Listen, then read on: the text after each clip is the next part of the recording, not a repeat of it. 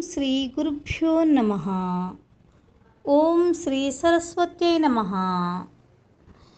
ఏవిబి సుబ్బారావు గారి ఆధ్యాత్మిక బృందం వారి సౌజన్యంతో మాఘపురాణం 14వ అధ్యాయము. విప్రునికి పుత్రప్రాప్తి.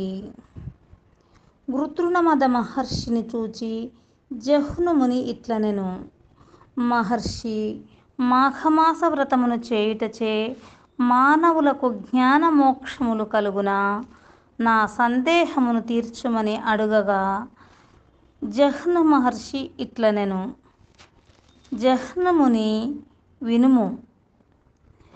మాఘమాస వ్రతమునాచరించుటచే ప్రాణికి ఇహలోక సుఖములు పరలోక సుఖములు కలుగును. వారి కష్టములు తీరును. అందుచే సంతుష్టుడైన మానవుడింకను హరిప్రీతికరములగు వ్రతములను ఆచరించి జ్ఞాని అయి సత్కర్మలనాచరించి ముక్తినందును. అట్టి కథనొక దానిని చెప్పెదను వినుము అని ఇట్లు పలికెను. పూర్వము గంగాతీరమున బ్రాహ్మణుడు ఒకడు ఉండెను. అతడు వేదాంగములను చదివినవాడు, ఉత్తమశీలుడు, ఆచారవంతుడు, నీతి, దయాజ్ఞానము, ఇంద్రియ జయము కలిగినవాడు. అతని భార్యయును ఉత్తమురాలు.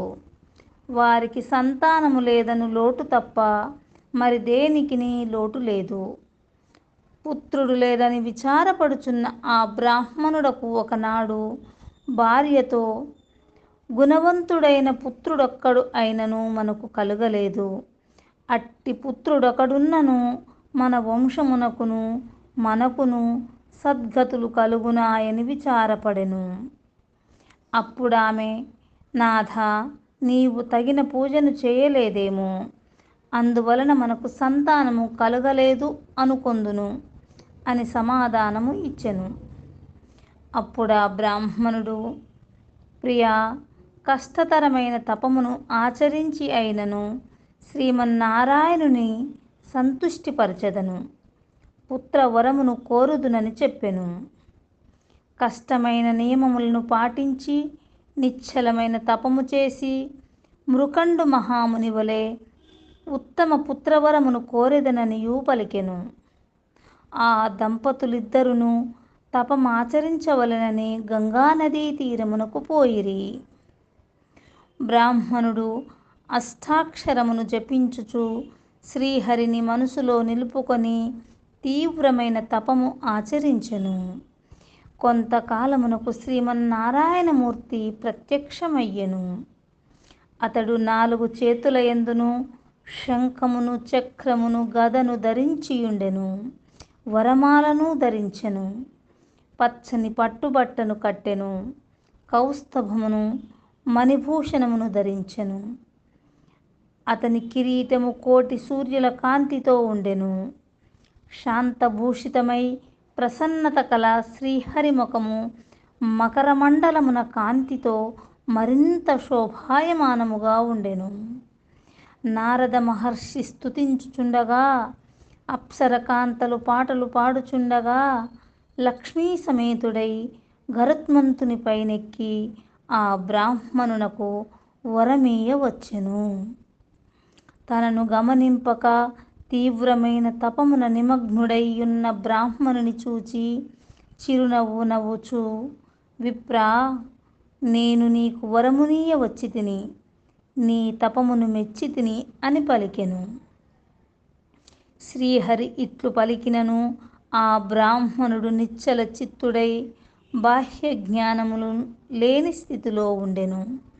ఇట్లు బాహ్య ప్రపంచమును మరచి నిశ్చల చిత్తముతో నతడు చేయు తపము భగవంతుడగు శ్రీహరికి మరింత ప్రీతి కలిగించెను. అతనికెట్టి వరమునైనా ఇయ్యవలెనని నిశ్చయించెను. వాని మనస్సు బాహ్య ప్రపంచమునకు మరునులట్టు చేసెను. మనస్సు చెదరగా ఆ బ్రాహ్మణుడు కారణమేమని కనులు తెరిచెను. తన మనస్సులో నిలిచిన శ్రీమన్నారాయణుడే ఎదుట నిలిచియుండుటను గుర్తించెను. ప్రసన్నమూర్తిని చూచెను. ఆనందపరవశుడైన అతడు శ్రీమన్నారాయణమూర్తిని ఇట్లు స్తుతించెను. నమస్తే దేవదేవేశ, నమస్తే భక్తవత్సల, నమస్తే కరుణాంశే, నమస్తే నందవిక్రమ, గోవిందాయ సురేశాయ, అచ్యుతాయ వ్యయాయ చ, కృష్ణాయ వాసుదేవాయ, సర్వాధ్యక్షాయ సాక్షినే, లోకస్థాయ హృదిస్థాయ, అక్షరాయాత్మనే నమః, అనంతాయాది బీజాయ, ఆద్యాయాఖిలరూపిణే, యజ్ఞాయ యజ్ఞపతయే, మాధవాయ మురారయే, జలస్థాయ స్థలస్థాయ, సర్వాగాయ మలాత్మనే, సచ్చిద్రూపాయ సౌమ్యాయ, నమః సాగ్రనాశినే నమః, కాలాయ కలయే కామితార్థప్రదాయ చ, నమో ధాంతాయ శాంతాయ, విష్ణవే జిష్ణవే నమః, విశ్వేశాయ విశాలాయ, వేదసే విశ్వవ్యాపినే, సురాధ్యక్షాయ సిద్ధాయ, శ్రీధరాయ నమో నమః, హృషీకేశాయ ధైర్యాయ, నమస్తే మోక్షదాయినే, పురుషోత్తమాయ పుణ్యాయ, పద్మనాభాయ భాస్వతే, ఆగ్రేసరాయ తూలాయ, ఆగ్రేసరయాత్మనే నమః, జనార్దనాయ జైత్రాయ, జితామిత్రాయ జీవినే, వేదవేద్యాయ విశ్వాయ, నారసింహాయ తే నమః, జ్ఞానాయ జ్ఞానరూపాయ, జ్ఞానదాయాఖిలాత్మనే, దురంధరాయ దుర్యాయ, ధరాధారయతే నమః, నారాయణాయేశ్వర ఐశ్వర్యాయ, రాక్షసానీకవైరినే, గుహ్యాయ గుహ్యపతయే, గురవే గుణధారిణే, కారుణ్యాయ శరణ్యాయ, కాంతాయ అమృతమూర్తయే, కేశవాయ నమస్తేస్తు, నమో దామోదరాయ చ, సంకర్షణాయ శర్వాయ, నమస్త్రైలోక్యపాలినే, భక్తప్రియాయ హరయే, నమః సర్వార్థినాశివే, నానాభేద విభేదాయ, నానారూపధరాయ చ, నమస్తే భగవాన్ విష్ణో, పాహి మాం కరుణాకరా. శ్రీమన్నారాయణుని ప్రత్యక్షముగా చూచిన బ్రాహ్మణుడు భక్తితో ఆశువుగా చెప్పిన ఈ స్తోత్రము అందరూ చదువుట శ్రేయస్కరము. జహ్నుముని ఆ బ్రాహ్మణుడు అష్టోత్తర శతనామములతో శ్రీహరిని స్తుతించి ఆనందపరవశుడై నమస్కరించుచూ నిలిచియుండెను. భగవంతుడు వరమును కోరుకొమ్మనెను. శ్రీహరి మాటలను విన్న ఆ విప్రుడు, స్వామి, నీ పదములయందు నాకు నిశ్చలమైన భక్తి నిమ్ము. ఇహలోకమున పరలోకమున సద్గతికి కారణమైన పుత్ర సంతానమునిచ్చి నాకు ముక్తి నొసగుమని కోరెను. శ్రీహరి, నీవు కోరినట్లే వరమునిచ్చితిని. నీవు చెప్పిన ఈ అష్టోత్తర శతనామ స్తోత్రమును చదివిన వారికి నేను శీఘ్రముగా ప్రసన్నుడును అగుదును అని పలికి అంతర్ధానము పొందెను.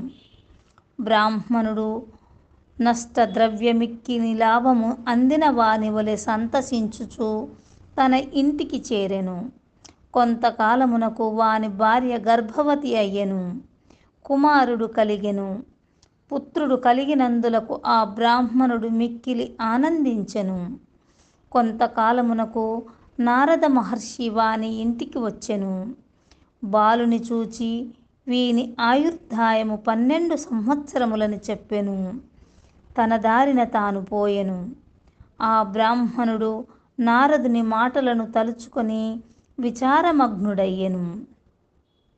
వాని భార్య బాలుని ఒడిలో కూర్చుండబెట్టుకొని వానిని నిమురుచు కన్నీరు కార్చుచు నిట్టూర్పులు విడుచుచుండెను.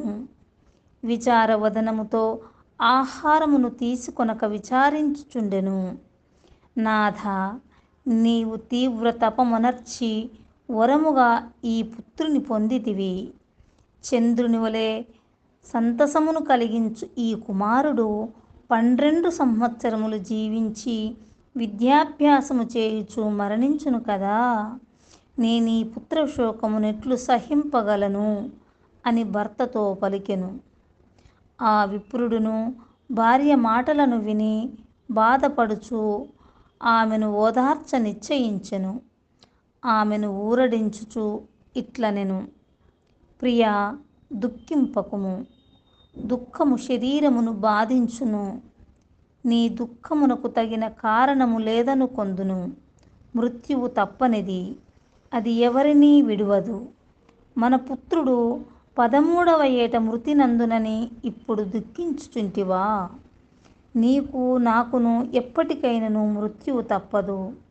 మన పుత్రుడు మనము మరణించిన తరువాతనైనా మరణింపక తప్పదు కదా. మరి ఈ ముందు వెనుకలు వయస్సులకు కలవు కానీ మృత్యువునకు లేదు. కావున నీవును శోకింపకుము. జరగవలసినది జరుగక తప్పదు. అట్టిచో నీకు విచారమేలా? నీవు దుఃఖించినను కానున్నది కాక మానదు. అనగా నీ శోకము నిష్ప్రయోజనము. ప్రతి ప్రాణియు తాను చేసిన కర్మను అనుసరించి జన్మించును, మరణించును. కనిపించినది నశింప నిలుచునా? కావున శోకింపకము అని ఆమెను ఊరడించెను. మరియు నిరర్ధకమైన దుఃఖమును విడువుము. శ్రీహరిని పూజించి పుత్రుని మరణ భయము పోగొట్టుదును.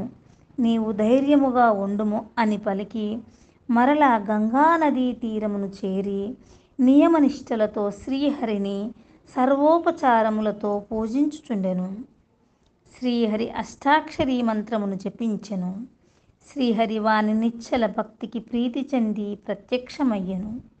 బ్రాహ్మణుడు శ్రీమన్నారాయణునకు సాష్టాంగ నమస్కారము చేసి నిలిచియుండెను. ఓం నమః శివాయ.